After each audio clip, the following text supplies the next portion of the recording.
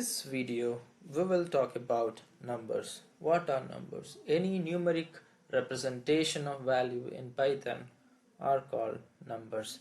For example, I is equals to 7.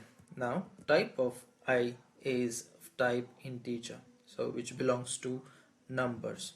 So there are different kinds of numbers. It could be positive numbers, negative number, or floating point number, even complex number. Let's see that one by one.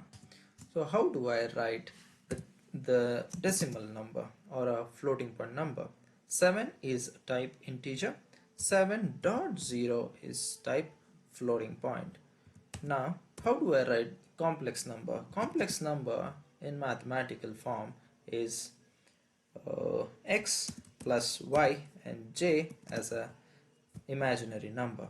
Okay, so to write this way, let's say 1 plus 3j 7. Now let's print one by one. Say I'll print I, I'll print j, I'll print k 7 and run the script.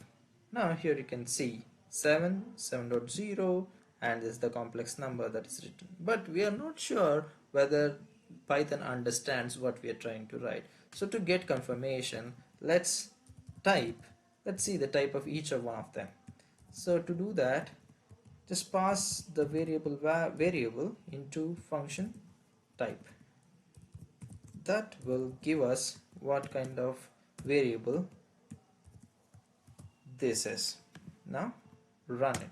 Now here you can see int, float, complex. So it straight away say this is considered as an integer, float, complex value of I, j, k respectively. Also you can see everything is denoted with a class. So this evidence that the Python is object oriented. So whatever the value that we use, store and play around are all a kind of an object in Python. So thanks for watching. That's all for today's video.